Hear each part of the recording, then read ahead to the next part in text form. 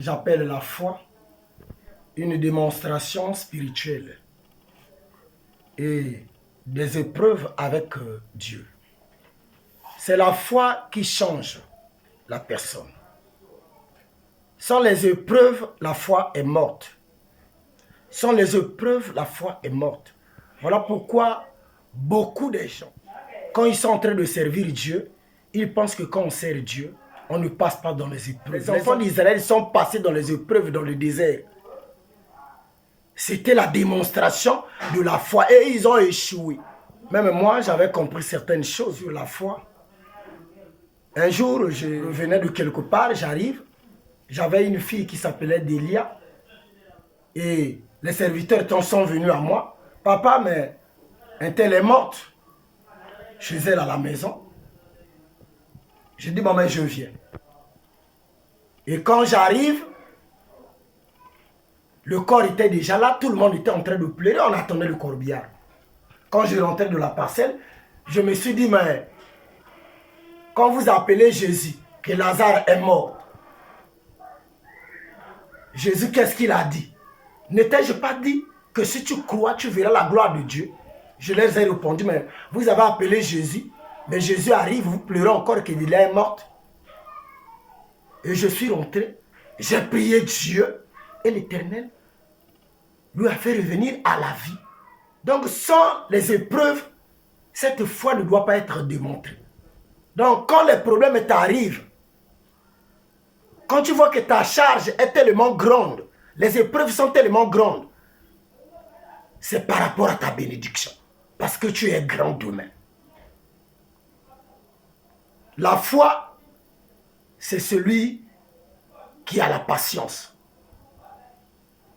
Quand tu as la patience, la douceur, ta foi va grandir.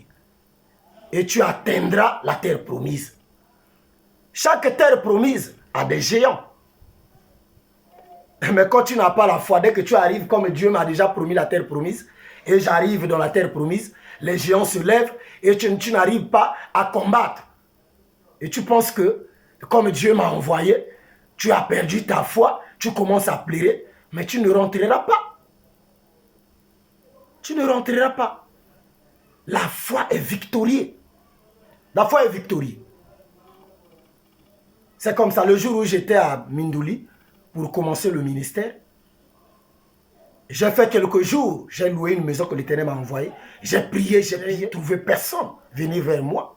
Mais cela, l'Éternel m'avait déjà averti dans les songes et dans les visions pendant beaucoup de temps, que j'irai dans une ville, toutes les églises auront des enfants, des fils, des adeptes. Mais je suis arrivé, personne n'a accepté que Dieu m'a envoyé. Et quand j'ai rappelé cela au Seigneur, que mais Seigneur, pourquoi je suis ici? Il n'y a pas quelqu'un qui me suit.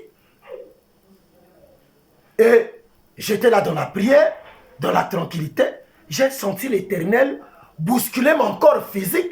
Il m'a attrapé par l'épaule gauche. Il dit, mon ami, est-ce que Dieu a-t-il trompé un jour? Quand il m'a dit comme ça, là, mais je me suis levé, j'ai encore correctement prié. Mais notre père Abraham, comme vous voyez Genèse 12, le verset 1er, qu'est-ce que Dieu a dit à Abraham? Abraham, quitte la maison de ton père, de ta mère, ta patrie, va là où je t'enverrai. Mais Abraham n'avait pas reculé. Abraham a accepté. Mais avant qu'Abraham aille, qu'est-ce que l'Éternel lui a dit? Dans Genèse 12, le verset 2, Abraham lui dit, l'Éternel lui dit, je rendrai ton nom grand. Mais aujourd'hui, là, nous ne parlons pas d'Abraham. Quand nous parlons d'Abraham, nous savons que Jésus a fait du nom d'Abraham grand. Mais Abraham est pour entrer dans Canaan. Vous savez quelles sont les épreuves qu'Abraham a traversées. Donc voilà qu'il y a des épreuves qu'Abraham a traversées. Aujourd'hui, le nom d'Abraham est grand à cause de Jésus-Christ qui habite en lui. Qui habite en lui. Aujourd'hui aussi, toi qui m'écoutes, toi qui me vois, crois en Seigneur Jésus et tu seras victorieux et ton nom sera grand et tu mangeras de fruits mûrs. Ne crains rien. L'Éternel t'aime. S'il y a des épreuves, c'est pour démontrer que ta foi a déjà grandi. C'est la manière pour l'Éternel. J'appelle ça le thermomètre du chrétien. Le thermomètre du chrétien, c'est les épreuves. Sans les épreuves, l'Éternel n'arrive pas à mesurer la dimension de ta foi. Je te remercie, à toi qui aime le Seigneur Jésus et qui m'aime moi, son serviteur, le prophète Joseph, le double A, le sacré du monde.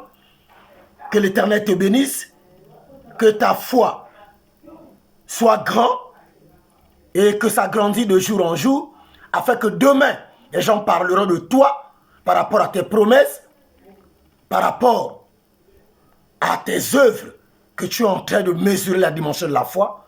Au nom de Jésus, nous disons Amen.